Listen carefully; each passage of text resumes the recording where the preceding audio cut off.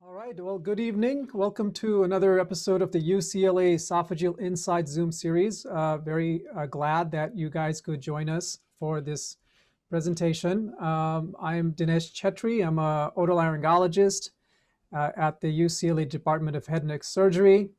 We'll be talking about evaluation and management of upper esophageal disorders with my colleague, Andrew Erman, who will present himself in a second. I just want to say before we get started that we have fairly large expertise in swallowing disorders at UCLA, and you're going to hear basically a perspective from a otolaryngologist today, and hopefully this will be useful, and we'll have an excellent discussion at the end of our presentation. Andy.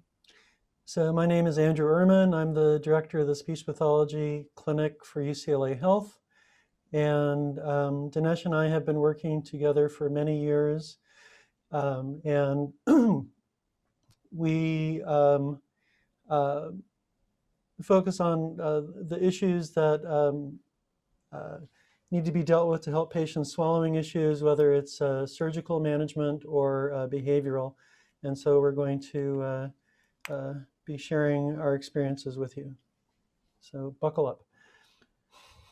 Excellent. Okay, so we're talking about dysphagia and its management. And so what is dysphagia? Dysphagia can be a symptom. It's difficulty swallowing, as our patients might tell us. It can also be clinical findings, the inability to swallow safely or reduced intake such that the person has difficulty maintaining adequate nutrition and or hydration. Or it could also be any dysfunction in the phases of swallowing. So one thing to remember is that oropharyngeal swallowing is a pattern reflex that has to occur very quickly. It takes about a second, which is quite incredible. And of that, what we're going to talk about, the upper esophageal sphincter opening and pharyngeal bolus clearance is even less time than that, about 0.5 to 0.6 seconds. So you can imagine that swallowing in this arena has to occur quite rapidly and succinctly and without things going the wrong way. So just as a quick background, we have 3 or 4 stages of swallowing depending on how you parse the oral and oral preparatory stages. In the oral and the oral preparatory stage, we have mastication, formation of cohesive bolus, and then the movement of the bolus to about the level of the base of tongue or the tonsils, at which point the pattern reflex starts, where a lot of things have to happen. The velopharynx has to close, the larynx has to close, the upper esophageal sphincter has to open, and the food has to move from the pharynx into the esophagus. And that starts the esophageal swallow stage, where the food is then propelled through the esophagus into the stomach. And so if you look at this figure on the right, you can see the entire swallowing sequence might be about a second. And what we're going to talk about today is related to the upper esophageal sphincter opening. So let's briefly go through anatomy and physiology relevant to this area. The opening of the upper esophageal sphincter allows the bolus passage from the pharynx into the esophagus.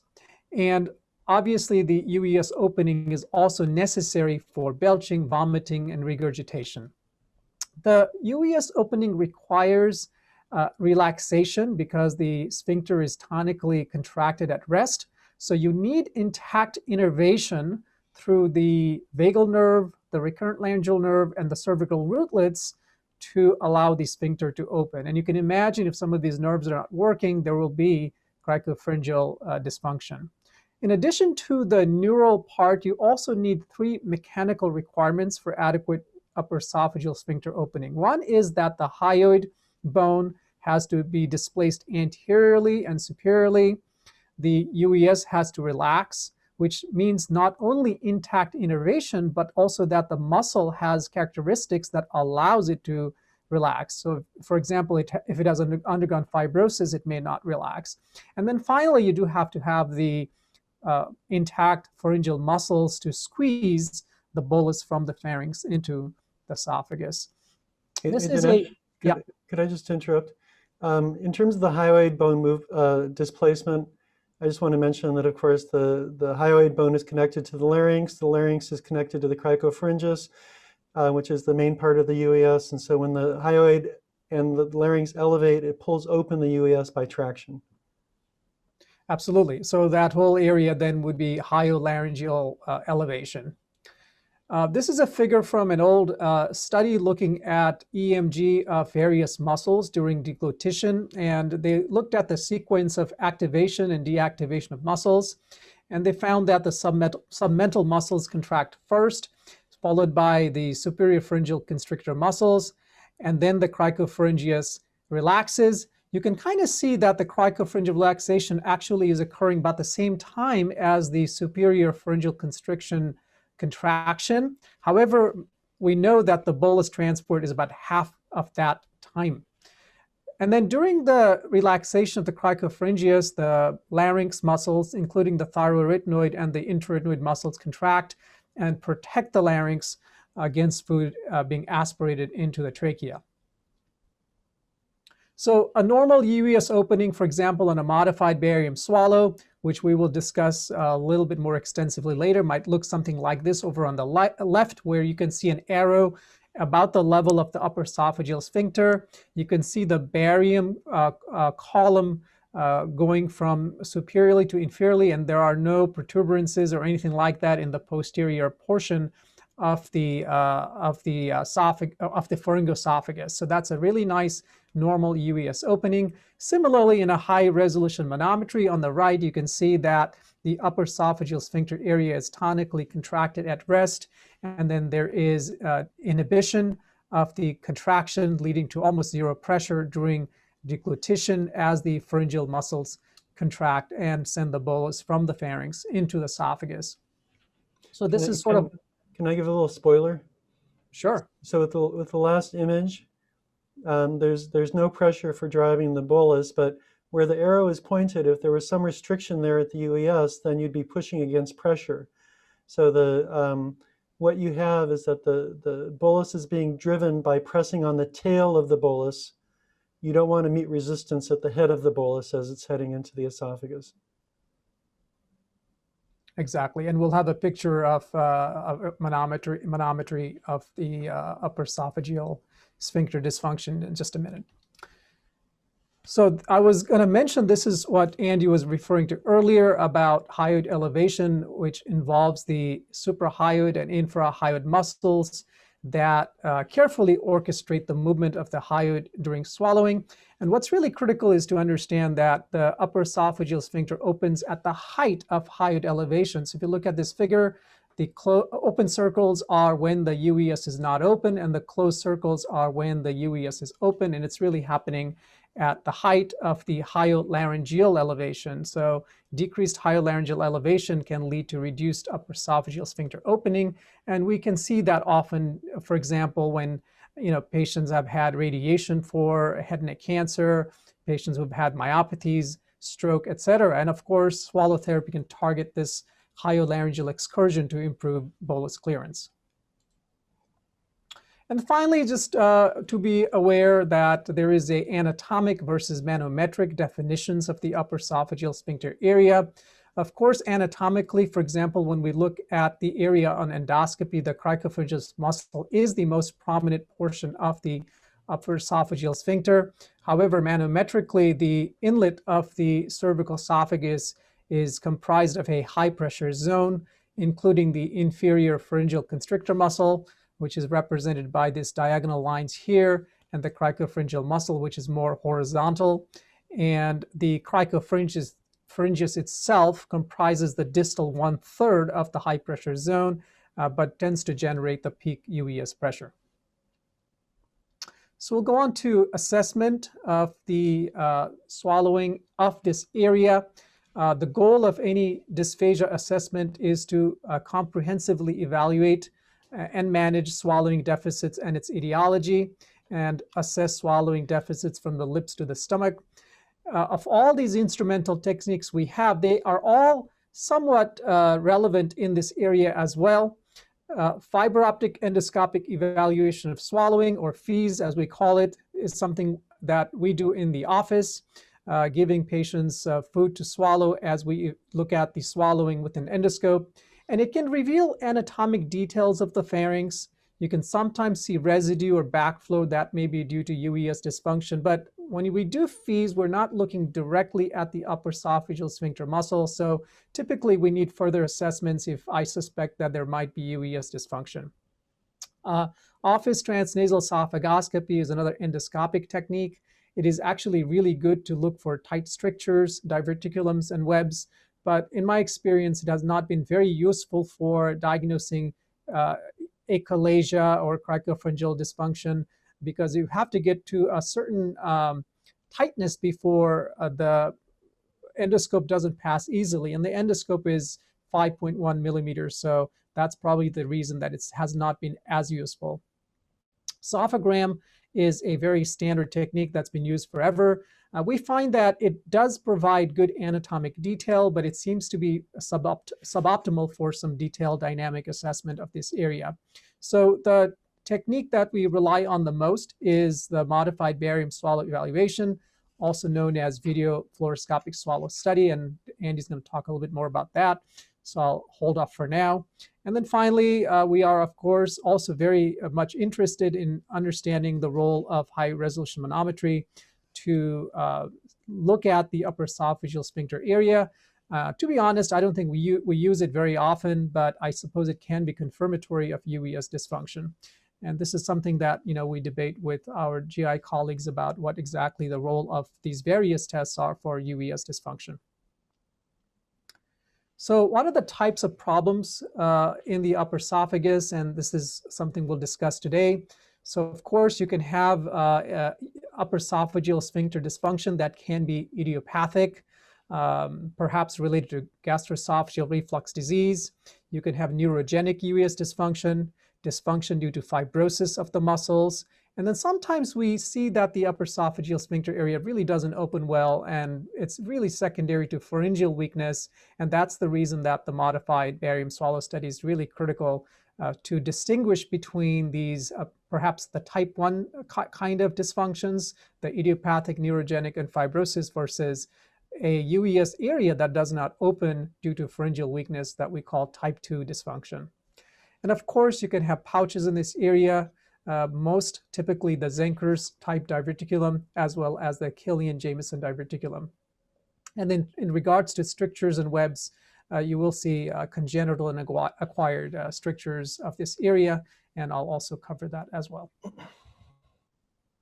So here's a still picture of an obstructive cricopharyngeus bar. You can see that there is a protuberance from posteriorly to anteriorly, right about the level about C5, C6, which is consistent with the level of the cricopharyngeus, and it impedes the bolus transport. This is almost looking like an early Zenker's diverticulum with just a little area of barium passing in front of the of this protuberance.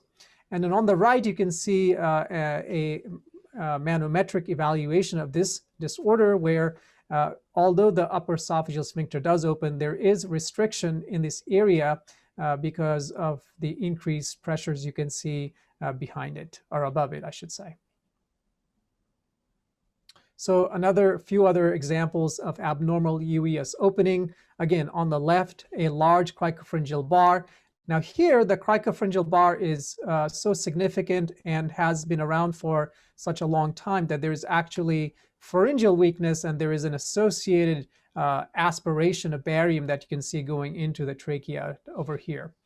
On the middle, we have a very typical Zenker's diverticulum with a long cricopharyngeal bar going straight up in the middle of the bolus, the barium bolus. And then finally, we have a stricture sign, which we'll also discuss a little bit more, where there is a protuberance now from the anterior aspect of the esophagus, where there is a narrowing.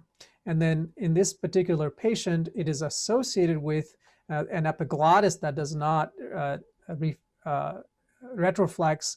And this patient essentially has two-level problem, an epiglottic dysfunction problem, as well as a stricture in the upper esophagus. All right, so Andy's going to talk a little bit about using the modified barium swallow to assess the UES. Great, thank you. So I just want to talk briefly about the barium esophagram and why we think that the modified barium swallow study may be more useful in terms of describing the problem. There's a couple reasons. One is that a barium swallow or an esophagram is done, usually just with liquids only, and the UES may function differently for liquids compared to foods. For example, it's not unusual for us to see a small but non-obstructive cricopharyngeal bar with liquids, and then you don't see it with food. And this seems to be possibly a normal variant. Additionally, a lot of our patients that have UES problems also have problems upstream in the pharynx, and they may be likely to aspirate. With the modified barium swallow study, we can do a good job of controlling how much aspiration into the lower airway occurs. With an esophagram, they start with pretty large boluses, and so at least here at UCLA, there'll be a patient will aspirate during the esophagram, and then that will be the end of the test. So, I mean, for some things, the esophagram is great, like Zenker's diverticulums, that, they're equivocal between the two tests. So let's talk about the modified barium swallow study and how we assess here at UCLA the upper esophageal sphincter. So the test is question-driven, and so here are the questions. If there is a UES problem, is it due to an anatomic or physiologic abnormality in the UES, such as a bar or a stricture?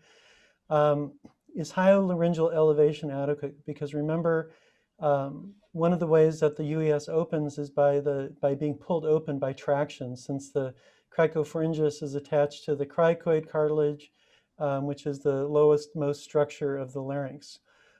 Is there sufficient pharyngeal driving force to open the UES? Because if there isn't, then the UES is not going to open as well, in which you really have a functional problem as opposed to an anatomic problem. And when we do see a UES problem, we ask if it is obstructive or non-obstructive. And by that, we mean, does the bolus completely pass the UES, or does some of it retained and then squeezed back into the hypopharynx? And then finally, we want to know, what is the patient's sensory response to a UES issue? Because some patients are insensate, and that can have an impact on lower airway protection, because if they don't sense the residue, it may be more likely to be aspirated, the residue that could result from a UES problem. So that's kind of the complete set of questions for that. So now I'm going to see if I can control the slides. Not so much. Dinesh, you want to advance the next one? Okay. So the next question, what are the views that we need during a modified barium swallow study?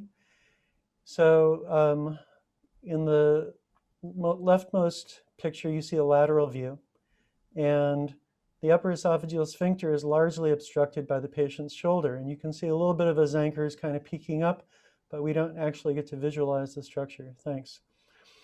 The lateral view is great because it's the view where we can best understand the overall anatomy. For example, counting vertebrae, understanding more about the epiglottis and whatnot. But for seeing the UES, it's not the greatest. The middle view shows an oblique position, and this is the same patient, and now we can see the Zenker's diverticulum, and you can see where the shoulder is relative to that. And then the rightmost view is the anterior posterior or AP view, and we can often make out if there is what the anatomic deviation is, whether it's right more than left, although this isn't the greatest view.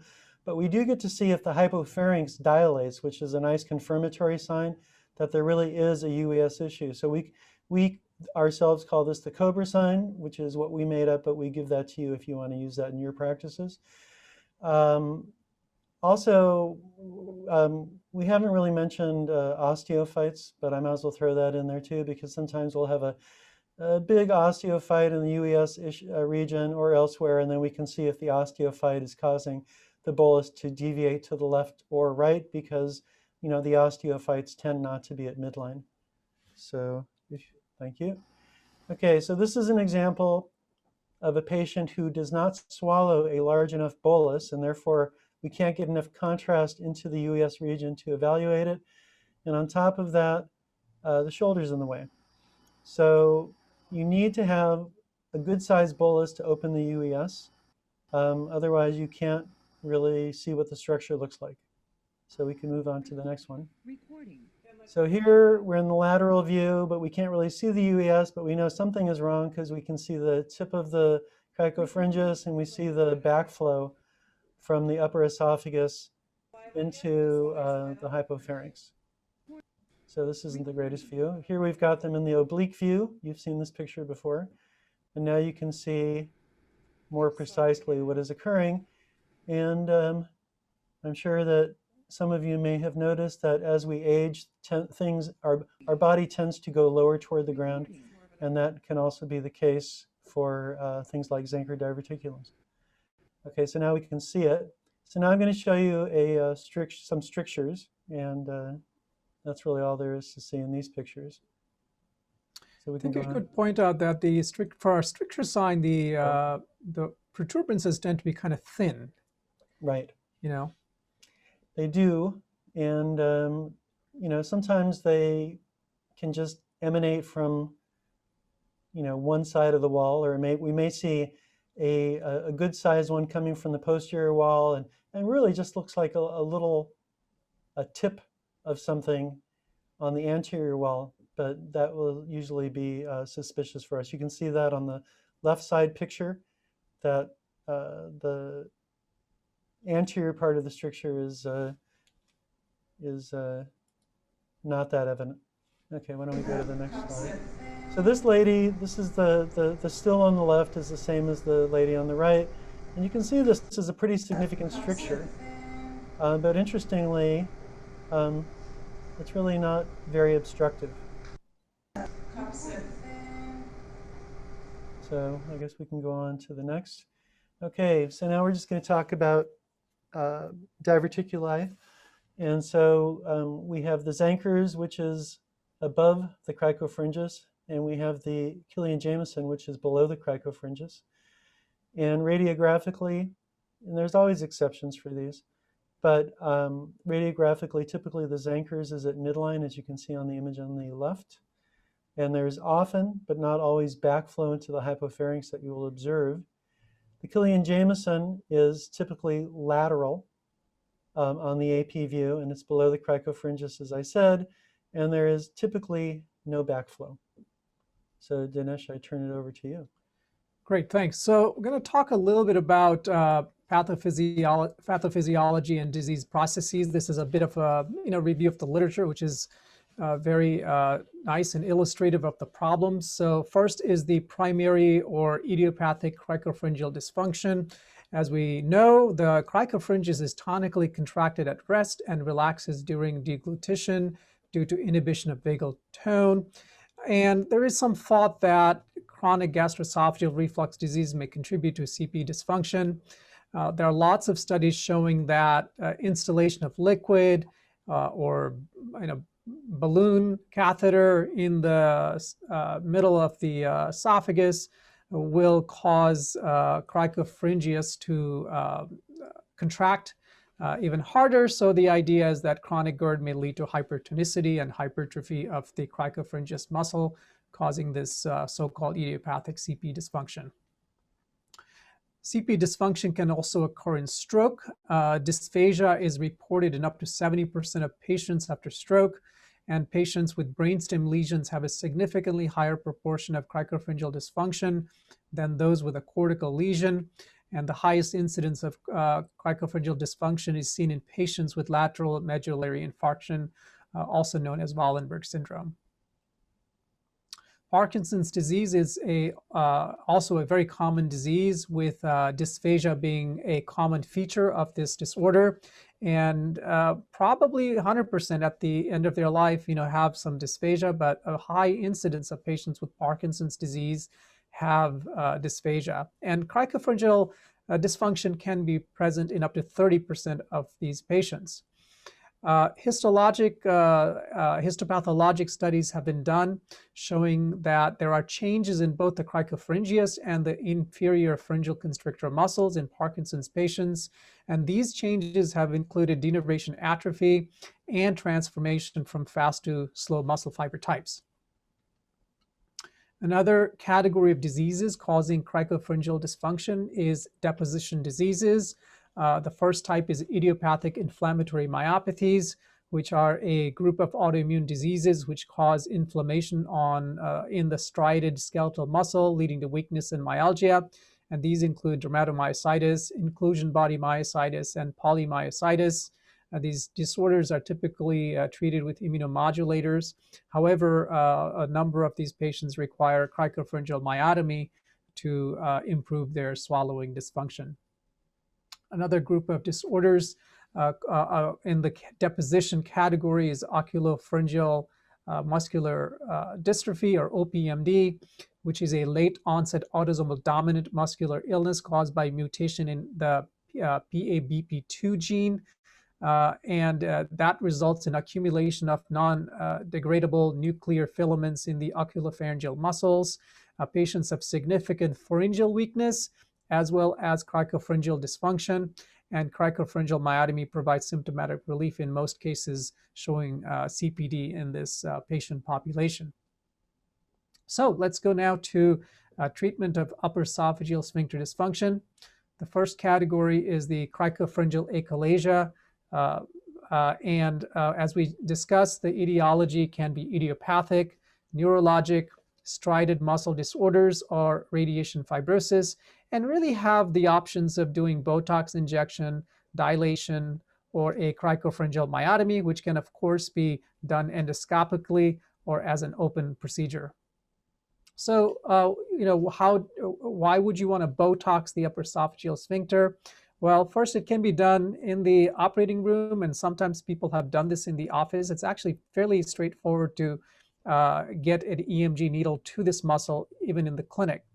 And the idea behind Botoxing the upper esophageal sphincter is that if the Botox does lead to improvement of dysphagia, perhaps the patient then could be a good candidate for subsequent cricopharyngeal myotomy. Or if the patients are not candidates for general anesthesia or don't want to undergo general anesthesia, I suppose you can inject this Botox in this area in the office, but it's not done very frequently.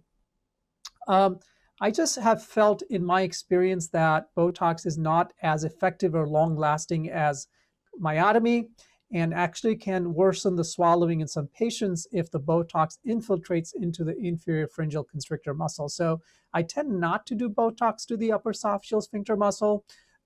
When I do it, I tend to inject very low volume, and I tend to stay in the midline of the cricopharyngeus muscle in order to prevent the Botox from getting into the inferior pharyngeal constrictor muscles. Here's a case of a 78-year-old female with a history of polymyositis. She also had thalamic stroke. She was then seen in our dysphagia clinic, and she was on a regular diet, but she would say, my food gets stuck occasionally. I'm choking on my saliva. And here on the right, you can see our endoscopic exam. After a swallow test, you can see there is a residue in the piriform sinus as well as the molecular area. And so suspecting both pharyngeal weakness and perhaps upper esophageal sphincter dysfunction, she is then sent for a modified barium swallow study. And this is that patient who we showed earlier with a obstructive cricopharyngeus muscle as well as the Cobra sign. So this is a highly sensitive and specific sign, I think, for cricopharyngeal dysfunction that would improve with surgery. And at UCLA, we review all the modified barium swallow studies between myself and Andy, and we have shown that the results are much better when we work as a team and we discuss the case, both the history and the findings. So this is a typical very short note that we write, looking at pharyngeal weakness, yes or no. Is there epiglottic problem, yes or no? Is there penetration or aspiration? Is there upper esophageal sphincter dysfunction? And if so, what is happening? So in this case, we wrote that there is a very tight upper esophageal sphincter dysfunction with backflow, especially with large bolus. and there is an obvious Cobra sign, which reflects the fact that there is significant narrowing of the upper esophageal area, and the plan was to then perform a cricopharyngeal myotomy. So this is actually looking at the patient in the operating room with a rigid scope and looking right at this cricopharyngeus muscle. And then I take a laser and I just kind of cut the muscle and the mucosa until you can see the esophagus distally, and you can see also in the pre and post-operative modified barium swallow evaluation, there is a change. So again, as I mentioned, the technique is to go endoscopically most of the time because it's a fairly straightforward operation.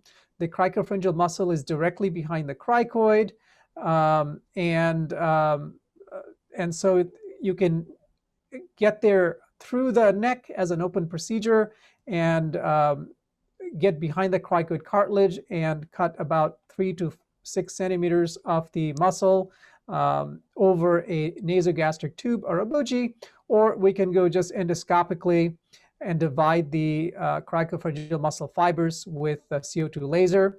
And the post-op recovery is actually quite reasonable. Patients can start on clears the day of surgery and then advance to a soft diet the next day. And I put the patients on a soft diet for about a week.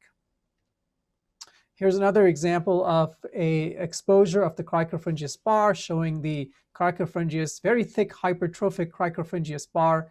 Over here on the lower aspect, you can put a little suction in there and press down on the muscle and feel significant resistance, which corroborates your findings.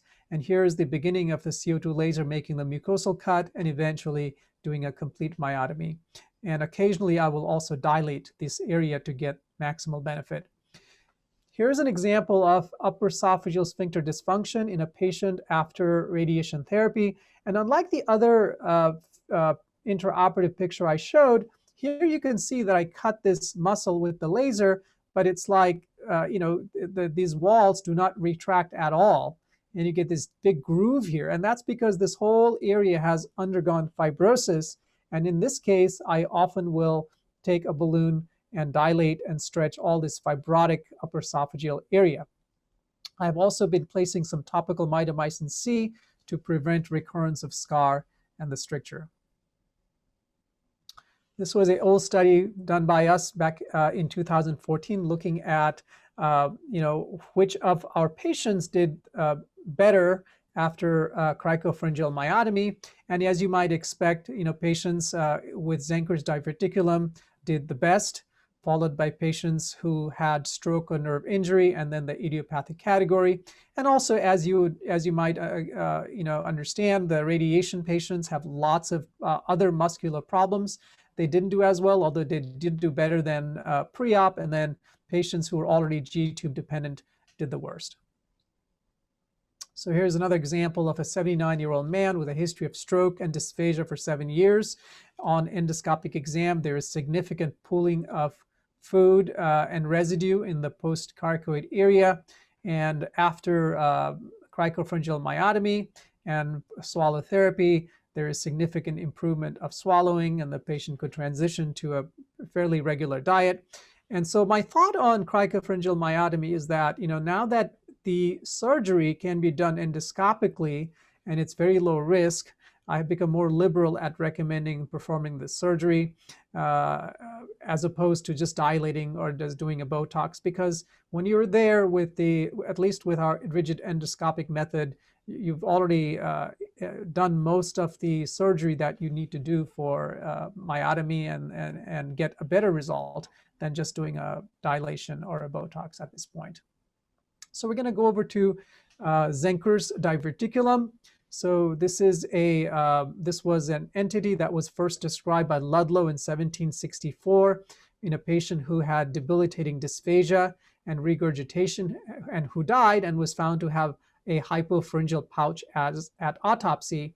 And it wasn't until 1877 that Zenker published a series of 23 patients with the esophageal outpouching that bears his name. And then in 1907, Killian defined the triangle where Zenker's diverticulum forms. And so it's a Pulsion diverticulum, it's the most common upper gastrointestinal diverticulum. And again, as mentioned, it forms at the junction between the inferior pharyngeal constrictor muscle here and the cricopharyngeal muscle down here. And that area is called Killian's dehiscence. And because it is located above the cricopharyngeal muscle, it's highly symptomatic. Patients have dysphagia, regurgitation, halitosis, and then when it gets large enough, aspiration from regurgitation. And these are invariably, they invariably get worse over time, and they must have surgery for relief of symptoms. And it continues to enlarge if it goes untreated.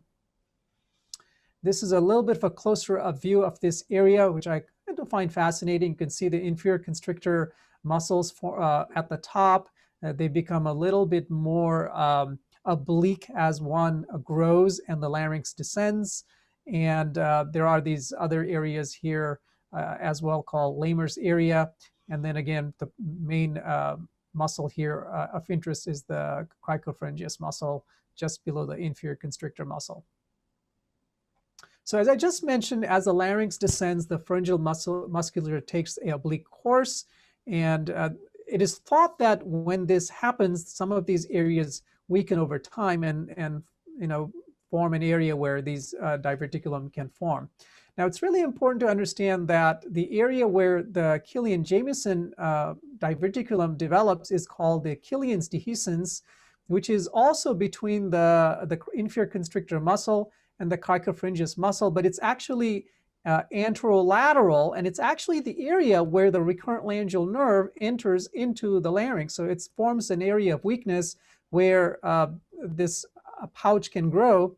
Interestingly, it's almost always on the left, and I've never seen one on the right, and I've never seen one published on the right. So I'm curious to know why it is always on the left. The pathophysiology of the diverticulum, as I mentioned, it's unclear. It is age-related as the patients are older or elderly. It's rare in patients less than 40 years of age. There is this thought that perhaps this is also related to gastroesophageal reflux disease, as exposure of acid to the LES and the lower esophageal area causes reflex constriction of the upper esophageal sphincter. There's some thought that anatomic deviations in the pharyngoesophageal tissue might be causing this. Many of the patients are male, and there is this idea also that as we get taller, that this area opens up a little bit more, and talks about whether it's a little bit common in taller people. Okay, so we talked about the symptoms: dysphagia, regurgitation of undigested food right after swallowing, gurgling during swallowing or upon phonation, gurgling and palpation of lower neck or lump in the neck, and pathologic aspiration in advanced cases. Less commonly, patients, I suppose actually cough might be quite common if there's a lot of regurgitation going on. Weight loss is fairly uncommon because patients do tend to present at a reasonable time. And when you take a look with a laryngoscopy, you'll see pooling of saliva in the piriform sinus. Now, I want to really reiterate this idea that we must distinguish between a Zenker's diverticulum and a KJ diverticulum. The Zenker diverticulum in an endoscopic view in the operating room is posterior with a bar right in the middle. And here you can see a lateral view. The Zenker's is posterior. Whereas a KJ diverticulum in the operating room, you can see over here is on the left, and the esophagus here on the right. And on a lateral view, the KJ is in line with the esophagus, and on an AP view, the KJ is on the side of the esophagus. And here's a case review of KJ diverticulum. This was a 56-year-old female who was diagnosed as having a Zenker's diverticulum in 2011. She complains of dysphagia to pills and solids. She had a barium swallow report that was sent from the outside hospital, and it said basically there is a small Zenker's, left-sided, 1.5 centimeters in diameter, and that they had given a barium tablet and it became lodged adjacent to the diverticulum. And the patient was always seen by an ENT physician and recommended endoscopic laser surgery. And on exam in the clinic, it was quite unremarkable. The swallowing was perfectly normal, as can be seen endoscopically. So Generally, KJ diverticulum does not need treatment because the diverticulum is below the cricopharyngeus muscle. So once the diverticulum fills with food, it spills right back into the esophagus, and so patients have very little symptoms. However, few patients, when their pouches are very large, can be symptomatic. They can feel like something is there, particularly if there is a pill impaction, like you can see in this patient. We performed the modified barium swallow study here, and you can see that the pill got impacted into the Killian Jamieson diverticulum. So my recommendations are to review the images yourself and to remember that KJ is lateral and inferior to the upper esophageal sphincter, and this must be done as an open surgery, primarily because this party wall is not the cricopharyngeus. It's very soft, and if you cut into that, you'll get a leak into the neck. And secondly, the right image is showing the recurrent laryngeal nerve. As I mentioned earlier, where the Killian Jamieson diverticulum forms is actually where the nerve actually enters into the larynx. So the nerve is at high risk by doing endoscopic procedures. One thing I wanted to mention is this I call esophagopharyngeal reflux, where you can see this slow ooze of the food that was already swallowed by the patient. As the patient is phonating E, you can see the ooze coming right back from the diverticulum. And there are basically two kinds of ooze. I think one of them is the slow ooze that comes from the diverticulum, but I've also seen some really fast regurgitation, and that tends to happen in patients with significant esophageal dysmotility or achalasia. So in terms of treatment, first, these were typically treated with a transcervical excision. First successful open surgery was performed by Wheeler in 1886.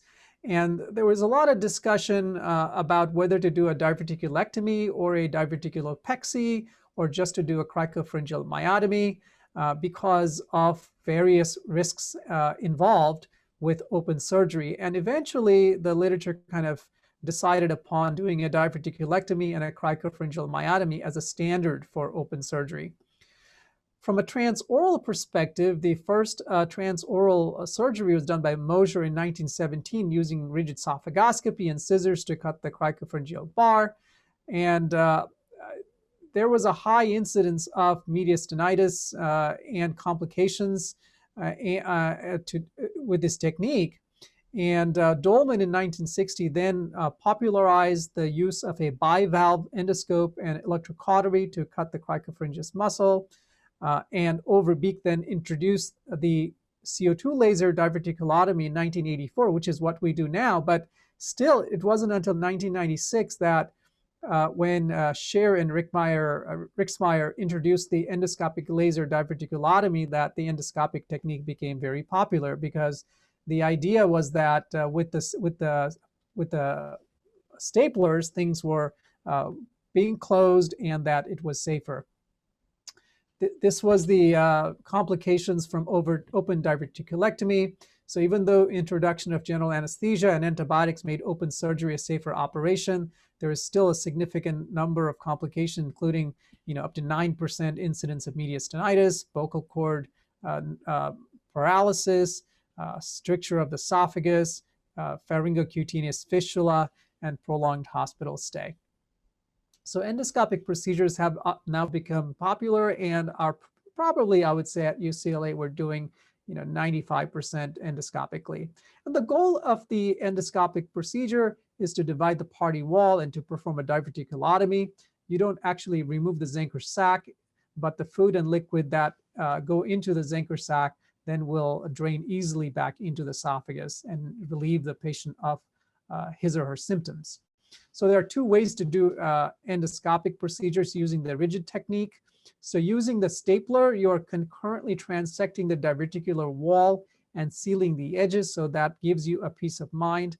However, the staplers that we have been using, particularly the EndoGIA 30, it leaves a small residual bar at the base. And so if the patient was to get a post-operative barium esophagram, the report would say, well, there is a persistent Zenkers. And also there is a slightly higher risk of this little residual pouch getting larger over time. And so the CO2 laser diverticulotomy has now become quite popular. You can fully divide the party wall right to the base. So this was actually a patient who had undergone this endoscopic stapler diverticulotomy and then came with some symptoms, and this was then treated with a CO2 laser.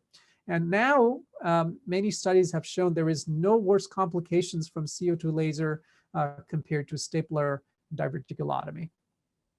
So how do we do this? We place the patient supine under general anesthesia, intubate with a laser tube.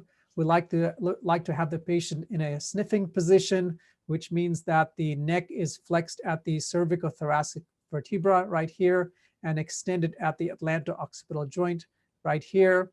The external auditory canal is about the level of the sternal notch. That gives you the best approach to go right towards the esophagus. Then we expose and engage the cricopharyngeal bar with a diverticuloscope. As you can see here, the bar is right in the middle of that middle figure. And then the resection is performed with a stapler or a laser. And sometimes the rigid exposure is very difficult.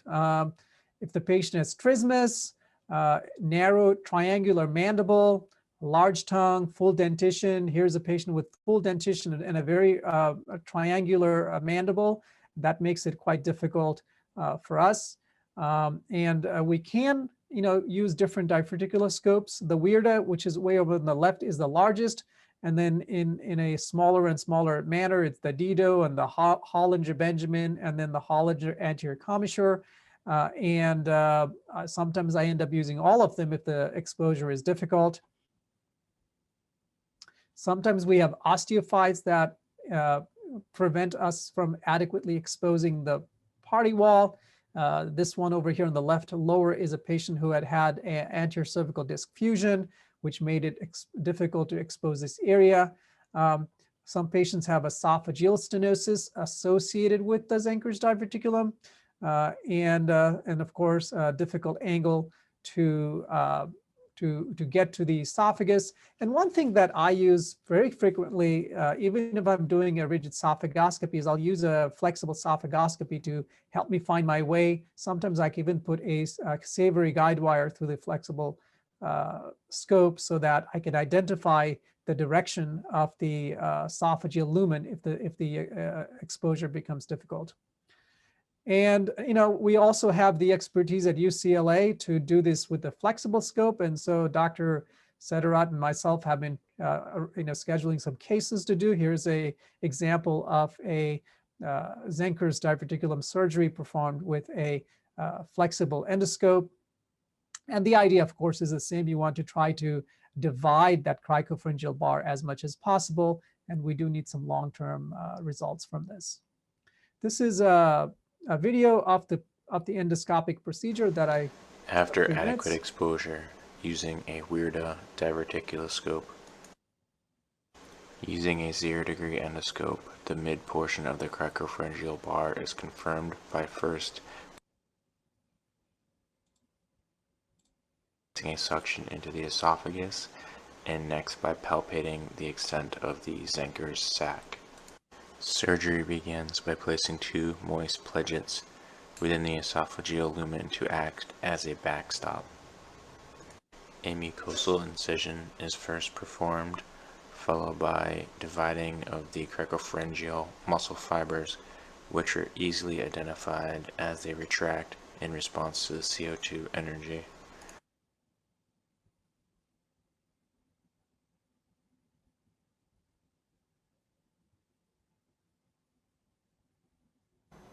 Further dissection is facilitated using lateral retraction from your suction. Bleeding can be encountered at the base of the Zenker's pouch at the superior aspect of the mucosal incision, which can be easily controlled using a Steiner suction cautery. As the buccopharyngeal fascia comes into view, we routinely switch to blunt dissection as we find this useful to delineate the muscle from the fascia. Careful dissection in this area is imperative to prevent violation of the fascia with the use of the CO2 laser.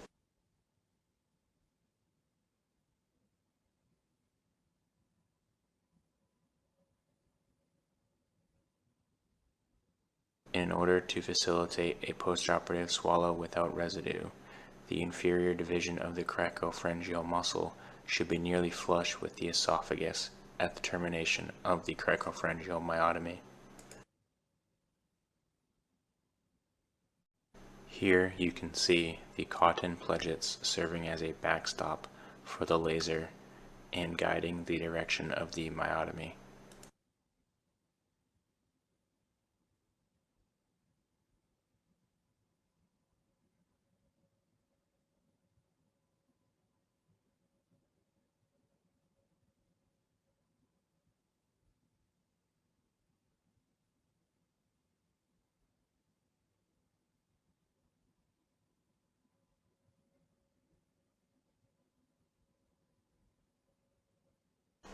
This is the final result at the termination of the cricopharyngeal myotomy. No attempt is made to reapproximate the mucosal edges.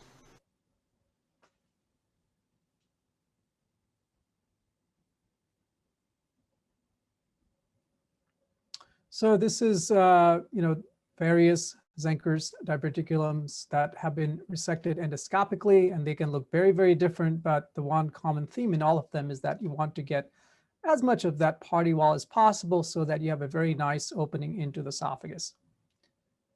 So post-operatively, patients are on antibiotics, no steroids, pain is managed. I start ice chips immediately post-operatively. Check for subcutaneous emphysema in PM rounds, and if not, then I start clears and discharge on post-op day number 1 on soft diet for about a week. Occasionally, rarely, patients develop subcutaneous emphysema, and if that happens, just keep the patient NPO for about 3 days, and then I'll do a barium swallow to confirm that things look okay, and then restart a pure diet regimen. So lastly, I want to talk about radiation-induced stricture of the upper esophagus and how I manage them. So dysphagia is the #1 major quality of life complaint in patients of head and neck cancer, and the incidence of dysphagia and aspiration is typically underreported, and complications remain undiagnosed due to lack of adequate and routine swallow assessments after cancer therapy. Up to 25% of patients will require gastrostomy tubes long-term as a result of persistent dysphagia and aspiration. And there has been a trend in head and neck cancer treatment to treat more and more of these tumors with chemoradiation therapy. And there appears to be a consensus that as there is widespread adoption of chemoradiation, the incidence of dysphagia and esophageal strictures does increase. So why does this happen? It has to do with essentially collateral damage of the area. Even though the treatment for head and neck cancer is in the tonsil or the base of tongue, etc., the esophagus does tend to take a hit. With radiation, there are acute toxicities which occur within 2 months of radiation. These include mucositis, pain, nausea, loss of appetite, etc. And then 2 months to 12 months, we have chronic toxicities. And the #1 thing that happens during this time is fibrosis, which is related to dysregulated wound healing and overproduction of TGF-beta1 and small vessel injury. So with small vessel injury, the muscles die, and then the muscles are replaced with scar tissue. There is also neuropathy that is associated with radiation. This is a little bit more controversial as to the pathophysiology for this, but this may be related to peripheral devascularization or compressive injury from fibrosis, etc. And then, of course, sadly, the long-term damage and the changes from radiation then continues throughout life. So typically what we'll see in the pharynx due to fibrosis and scarring is basically that the lateral channel on the sides of the epiglottis going into the piriform sinus, this area will be reduced. There is reduced pharyngeal space as well due to scarring. The epiglottis becomes stubby, and it does not invert very well during swallowing, and then the pharynx itself as well as the esophagus can develop stenosis. We discussed earlier how with radiation therapy you can have reduced hyolaryngeal elevation, which in itself can cause reduced UES opening, and there is also neuropathy causing reduced laryngeal reflexes and closure. And we also talked just about functional consequences of neuropathy, where you're not only getting a hit to the sensory nerves, but also the motor nerves. So a combination of fibrosis and neuropathy can cause significant swallowing issues in this group of patients. Here's an example of what happens with radiation therapy. We're talking about the lateral channels here. You can see there's not much of a space lateral to the epiglottis for food bolus to go through. The epiglottis itself is thick and does not retroflex during swallowing. And you can also get stenosis at the pharynx. This is probably at the level between the middle pharyngeal constrictor and the inferior pharyngeal constrictor, which then causes significant obstruction for bolus transport. Here's a case of a 58-year-old man, status post radiation therapy for base of tongue cancer. He was NPO and was G-tube dependent. So I saw him in the clinic. You can see that he's got a large stubby epiglottis. On endoscopic swallowing evaluation, he was unable to pass anything into his esophagus. So therefore, I performed a transnasal esophagoscopy, which showed a blind pouch with complete stricture. So the utility of being able to do the transnasal esophagoscopy here is that if I see a complete stricture, then I can tell the patient, counsel the patient that this person will need an anterograde retrograde dilation, as opposed to seeing a stricture with some opening. Then I can still go anterograde to perform the dilation. This patient, of course, ultimately will also require an epiglottic surgery. So we almost have a dictum. If you have a patient who comes to you who's had chemoradiation therapy and a G-tube was placed during chemoradiation therapy and they became NPO at that time and they continue to be NPO, they have a esophageal stricture until proven otherwise. Another interesting thing for me is that I always feel like this area of stricture after radiation is located below the high dose radiation therapy area and a variable distance from the upper esophageal sphincter. It's not exactly at the upper esophageal sphincter, but it's actually just below that. And so I wonder if it's related to the watershed or vascular supply area just below the cricopharyngeus and the superior cervical esophagus. So you'll have the various types of strictures you might see after radiation. They can be webby, they can be short segment, long segment. There can still be a lot of edema there, or they can be completely stenotic. And the management is with endoscopic dilations and potentially open reconstruction, but it is not an area that is amenable to easy open reconstruction. So mostly we're relegated to doing endoscopic procedures. Unmodified, we discussed earlier how with a near complete stenosis, you will see a stricture sign.